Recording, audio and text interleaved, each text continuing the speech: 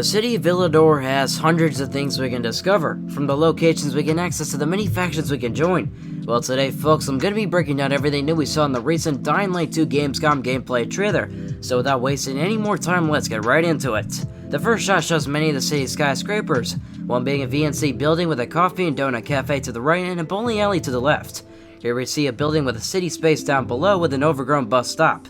Also, there's a few posters, one on the left saying I believe there is no life without water, and a poster to the right saying stick together with everyone holding hands. Definitely not doing much of that anymore. Oh, and can't forget Mr. Chicken Pie dares you to eat a whole Fat Joe sandwich. Next, we see a closer view of the first shot we saw showing off a boxing poster of the coffee and donut cafe next to it. The poster at the bottom says live on VNC, which I think is the largest skyscraper in the game we've seen so far.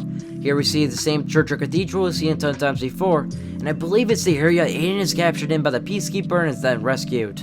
Above ground level we could see a railway as well as a train stopped, and hopefully we can enter it like in the 2019 gameplay demo. Also a few more chicken pie billboards in the back, this time daring us to eat a triple large. I assume the railway tracks all head back to the metro station taken over by the Peacekeepers in the gameplay we've seen before. In this shot we can see up close and personal a soda and burger sign for a restaurant. The buildings past it we can see a little fortress, and then way past that we can see a radiator building with trees layering the top. This view we can see another city space sign and a ton more trees on the top of those buildings as well.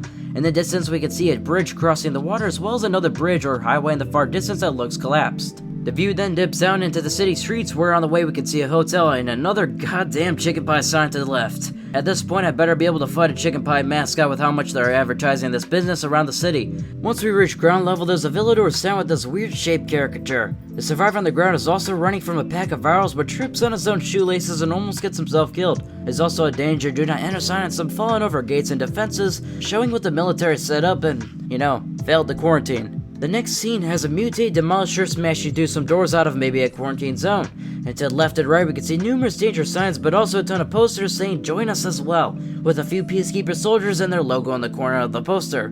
Here we see a sighting with a few untamed members and a few more approaching as a van that probably dropped them off drives off. Here we see a few random bandits hanging a survivor from a light pole, and to the left we can see a few bakery signs, and to the right we can see a quarantine zone wrapping around a St. Joseph Medical Facility. Now we have Ayden running on an overgrown rooftop like we've seen before, and then it cuts to a few Peacekeepers fighting off biters. One weird thing here is that these two biters in the middle are just casually standing there hollowing instead of fighting the PKs. Next we see Ayden crossing a very shifty looking bridge with that church or cathedral, whatever you want to call it, in the distance. Now we got some character interaction at night with us talking to some renegade members, with this one guy specifically being who we, depending on the choices we probably make, captures us and forces us to give up Waltz's location, whoever that may be. Up next we see the same shot as before with the bandits looting, and then we see Ayden leaping off a roof onto a bar that leads him to swinging into the next scene, which is really beautiful and eye-opening to the scale of the world, to be honest. In our view there's a bowling alley that we're ziplining towards, and there's a blimp that we've seen before in the distance. Also this weird blue parachute in the side of a building with smoke rising next to it. There's like a run like there is tomorrow sign, hopefully to keep those runners motivated,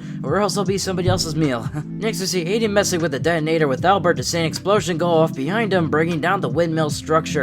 And for whatever reason, Ayden ends up getting a closer look as the tower as it collapses, as he's now closer to the spike barricade in this shot. I totally can see them doing like a Ready Player One type of scene where like you have to run from the tower collapsing behind you, and it creates a really badass set piece moment, so I hope they really do something like that with this to pull it off really nice. Next we see that BC Renegade member again inside their fortress with that same T-posing guy in the corner they haven't fixed yet. We then get some new parkour gameplay evaded while running behind a sign to then make a leap to an upper ledge. Here we see it could be the leader of the Untitled faction. Most of the members behind him have a number 16 on their masks, just to point that out real quick. This next shot's probably my favorite shot I've seen for the game so far. I've rewatched it like 100 times at this point. Ayden leaps off an office plaza skyscraper if there being a random fortress not too far in the distance, and he twists around and grapples onto the side, swinging through the shattered window, and then he grabs onto this really ugly fucker looking zombie and then smack to the ground to break Ayden's fall. The lighting is pretty good, so you might be able to tell on Ayden's right hand that that's actually probably where he gets bitten at right there. Next we have the most controversial shot so far, where we see the return of the tic-tac move from the first game. A move a slice of the community hates since it's a little hard to time right, to be honest. But it's not just that that's back, but it's also the move that looks very stiff, as Ayden, once he reaches the wall, doesn't slide down in any way like he would in the first game. When he turns around, it also looks very automated, so hopefully this is improved. Here we have Ayden talking to a Peacekeeper at a gate, which probably won't let him in because of the approaching Untamed appearing out of the darkness, which we'll probably have to defeat. We then see Ayden in another parkour scenario where he has the option to go up or down, and he chooses up. Then we see Ayden while running between a few buildings, and then it cuts to more NPC conversations, a few being from what I believe is the 2019 mission. Honestly, the color and tone are completely different between gameplay, with there now being a bar more lit, and honestly alive. I feel like there's just more personality to it. We can also see Juan sitting at the back of the bar. Next we see our man Juan after like 2 years, and to be honest, I think I actually prefer the 2019 version a little more. His face just had more complexity to it back then. And then we also see the Colonel like back in 2019 in the exact same camera view. After is Matt, who I feel sounds like he has a different voice actor to go with his new redesign. Same thing with Juan, his face had more texture to it back then, but I don't really mind the redesign in general. It fits the voice better. I believe this is right before we go into the elevator and get ambushed by the bombers as well, just to point that out quickly. Next we see a shot of Ayden sliding, and to be honest, this one's a little off-putted because he gets like a random boost of energy mid-slide that pushes him forward a little bit more, so it's just a little odd. Next we see Ayden swinging from bar to bar, and then it cuts to him running up a crane. One of the coolest looking outfits we can see next is with the Untitled member with a plague doctor mask with feathers strapped all around. And then we take a nap. Next we see some Untitled members slitting the throats of some survivors, and I absolutely love this Fallout power armor looking suits. Each faction has their own unique look, and I think that really adds some more personality to each group. The next view we see I think gives us a better look at the city we saw near the beginning of the video. Ayden then glides down and then grapples off a street pole and then kicks a bandit to the cement. I think this greatly shows the creativity you can use to traverse the world with combat involved. Next you see a bus terminal with a few bandits outside. The main thing I personally notice about this is how all the bandits huddle in the background as one guy approaches, and hopefully this is just scripted for the trailer and the AI is actually a lot more complex. Ayden does the shoulder jump from the first game and does a slam into the ground with his makeshift weapon, blowing them all back. On ground impact, the ground actually has a level of destruction to it.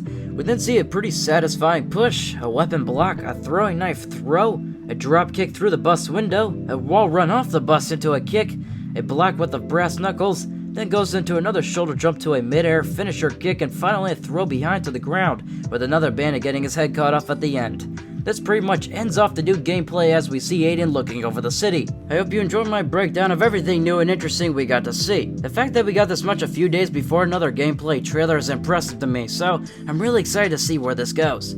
Anyways, feel free to show your support by liking the video, subscribing to see more content like this. Now I'm done with recording at 4 AM and time to get some sleep.